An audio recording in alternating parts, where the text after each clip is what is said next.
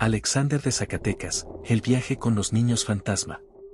Alexander, originario de Zacatecas, nunca había creído en lo paranormal a pesar de disfrutar de podcasts de terror.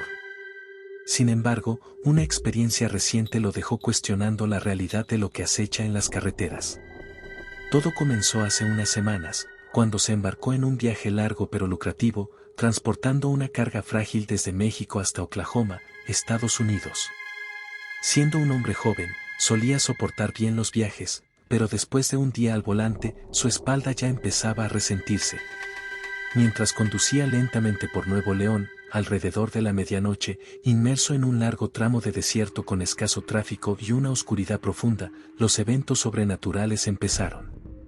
A 60 kilómetros por hora, vio a dos niños a la orilla de la carretera, una niña de unos 10 o 12 años con un vestido rojo y sandalias, y un niño más pequeño con una franela blanca, pantalones azules y descalzo.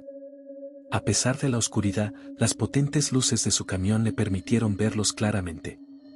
Ambos voltearon y los saludaron con la mano. Asumiendo que eran niños de alguna casa cercana jugando a deshoras, Alexander continuó su camino, sin saber lo que le esperaba.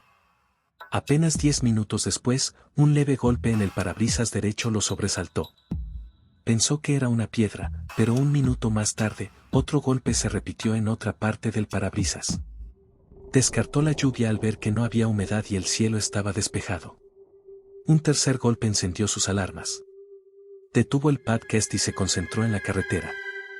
De repente, escuchó la risa tenue de un niño. Su teléfono estaba apagado, el camión no tenía radio, y no había ninguna fuente de sonido en la cabina. La risa era mínima, pero inconfundiblemente cercana. El ambiente se volvió amenazante. Alexander se preguntó si un psicópata se había escondido en el diminuto camarote de su camión, esperando para atacar. Intentó fingir normalidad, debatiendo si detenerse y enfrentar la situación o seguir hasta un lugar poblado como una gasolinera o un Oxxo. En medio de sus pensamientos, un nuevo golpe en el parabrisas lo hizo gritar y acelerar. Estaba tan concentrado en escapar que ignoró dos detalles cruciales: los golpes venían del parabrisas, no del camarote, y no había notado lo que estaba sobre él. Poco después, golpes consecutivos, como si alguien llamara a una puerta, lo sacaron de su trance. Al levantar la vista, vio dos pares de manos pequeñas golpeando el cristal en la parte superior del parabrisas. Eran manos grises, pálidas, con venas azules visibles. El terror lo invadió y pisó el freno a fondo, viendo cómo las manos desaparecían sobre el techo.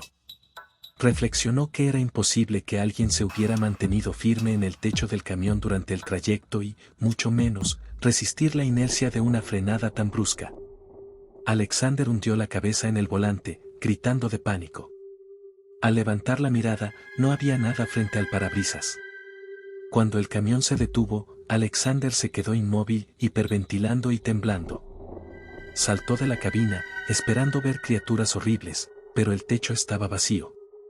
En medio de la desolación y la oscuridad, las risas siniestras lo rodeaban. Temiendo ser arrastrado al monte, volvió a subir al camión y con un esfuerzo sobrehumano, reanudó la marcha. La cabina se sentía fría a pesar del calor de julio. El rugido del motor no pudo ahogar nuevas risas. Alexander se dio cuenta de que algo viajaba con él, atormentándolo. Intentó pedir ayuda, pero no tenía a quién llamar. Entonces, escuchó golpes en el techo metálico y más voces extrañas, como si los entes disfrutaran de su miedo. Intentó ignorarlos, subió la música al máximo y condujo durante media hora fingiendo normalidad, a pesar de ver manos asomándose por el parabrisas y las ventanas del copiloto. No se detuvo, no gritó, no mostró su terror hasta que, alrededor de la 1 de la mañana, vio varios camiones estacionados en una zona de descanso. La presencia de otras personas pareció intimidar a las criaturas, que se marcharon. Alexander bajó del camión, exhausto, con los brazos fatigados y la vista nublada. Un colega se acercó, y Alexander le dijo que algo extraño había pasado, pero sin dar detalles. El colega le aconsejó descansar y beber café, sugiriendo que a veces la imaginación juega malas pasadas. Alexander, sin embargo, sabía que no fue imaginación. Pasó la noche en la zona de descanso, intentando dormir en su camarote, arropado por el sonido de otros camiones. Soñó repetidamente con las entidades que se reían y asomaban sus horribles rostros. Se despertaba constantemente, tomaba aire y volvía a intentar conciliar el sueño hasta el amanecer. Una taquería cercana abrió temprano, y Alexander aprovechó para comer. Coincidentemente, su viejo amigo Eliezer llegó, viniendo del norte. Al fin, alguien con quien hablar. Después de ponerse al día, Alexander le contó todo con lujo de detalles. Eliezer, un católico devoto y muy espiritual, lo escuchó atentamente. Al terminar, le preguntó seriamente si había revisado el techo de su camión. Un escalofrío recorrió a Alexander, temiendo lo que encontraría, pero Eliezer lo animó, diciendo que, en el peor de los casos, vería una marca que habría que limpiar y en el mejor, nada. Cuando Alexander le preguntó si le creía, Eliezer afirmó, «Claro que te creo. En esta tierra confluyen muchas fuerzas del bien y del mal, y a veces nos topamos con fuerzas malignas que buscan desequilibrarnos, asustarnos y atormentarnos. No sientas que te has vuelto loco porque el mal existe y tú fuiste testigo de él». Las palabras de su amigo, aunque intensas, le dieron aliento. Terminaron de comer y, con ayuda de Eliezer, Alexander se subió al capó. Para su asombro, el techo del camión y del tráiler, cubierto de polvo, tenía una gran cantidad de huellas de pies y manos, como si dos niños descalzos hubieran caminado por allí. Eliezer lo presenció. Inmediatamente, Eliezer insistió en limpiar el camión, y con una manguera, quitaron el polvo. Alexander no tomó fotos, pero sintió alivio al confirmar que no lo había imaginado, aunque también miedo de que se repitiera. Eliezer lo tranquilizó, asegurando que esos espíritus solo se aferraron por un breve momento y difícilmente lo seguirían más allá de su zona de influencia. Después de limpiar el camión y no ver más huellas, se despidieron. Alexander llegó a Oklahoma sin más incidentes, y su viaje de regreso a México transcurrió sin problemas. Desde entonces, ha reflexionado profundamente sobre por qué le sucedió a él. Concluye que fue pura, muy mala, suerte. Se pregunta si eran realmente niños, espíritus o algo más disfrazado de inocentes, y qué intenciones ocultas tenían, ¿provocar accidentes? ¿Alimentarse de su miedo? No lo sabe, pero espera nunca más vivir una experiencia similar, una fue más que suficiente. Ezequiel de Cuernavaca, los lamentos en el contenedor vacío. Ezequiel, originalmente de Cuernavaca pero ahora trailero en el suroeste de Estados Unidos con 12 años de experiencia. Confiesa que no siempre valoró su trabajo o su vida hasta que una experiencia oscura en la carretera le hizo ver el privilegio que tenía. Como empleado, dependía de las asignaciones y camiones de su empresa, lo cual le convenía al no ser responsable del mantenimiento. En agosto de 2020, en plena pandemia, le encargaron transportar un cargamento de productos electrónicos desde un puerto de la costa oeste hasta una ciudad en Nuevo México. La cuarentena imponía numerosos controles y la mayoría de los servicios en carretera estaban cerrados o con limitaciones, lo cual atribuyó inicialmente a su posterior cansancio y negación. Comenzó el viaje sin detenerse, subsistiendo con sándwiches y apenas durmiendo 3 horas en su camarote. La espera en el puerto, debido a la burocracia y las medidas de higiene, lo retrasó casi un día. A pesar de las malas horas de sueño por el ruido del puerto, a las 9 de la noche un contenedor rojo gigante fue enganchado a su tráiler. Ezequiel, aunque fatigado, se sentía despierto. Puso música y se puso en marcha. Entre la música y sus pensamientos, escuchó un leve golpe que parecía venir de atrás. Pensando que algo en el camarote se había soltado, bajó el volumen. Era un sonido metálico tenue que cesó casi de inmediato. Esperó, pero solo escuchó el motor y la brisa. La autopista solitaria se sentía aún más desolada, y las luces del camino parecían más tenues. Subió el volumen de la música para despejar su mente, pero la idea de que algo en el contenedor se había soltado persistía. Sin embargo, el camión que la empresa le había asignado era grande y el camarote espacioso, ninguna caja dentro del contenedor podría generar esos ruidos. Una idea siniestra se abrió paso. ¿Había alguien dentro del contenedor? Justo entonces, unos golpes tenues mezclados con la música lo hicieron sobresaltarse. Buscó una explicación, una piedra quizá, pero el sonido era inconfundible. Al bajar la música, el golpeteo metálico no vino solo, un llanto tenue lo estremeció. Por primera vez en 7 años como trailero, Ezequiel sintió verdadero terror. Su corazón martillaba en su pecho y apenas pudo contener el impulso de frenar y huir. La cabina se volvió fría, sus manos temblaban. Su instinto le decía que algo muy raro estaba pasando, aunque su lado racional lo achacaba a la imaginación. Los ruidos cesaron, pero el nerviosismo persistía. Debatió entre ir a un puesto de seguridad y pedir ayuda o revisar el mismo. Siendo relativamente nuevo en la empresa y ya con un día de retraso, temía ser juzgado como paranoico si no encontraba nada, arriesgándose a perder su empleo. Si había gente secuestrada, llamaría a la policía, pero ¿y si todo era producto del cansancio?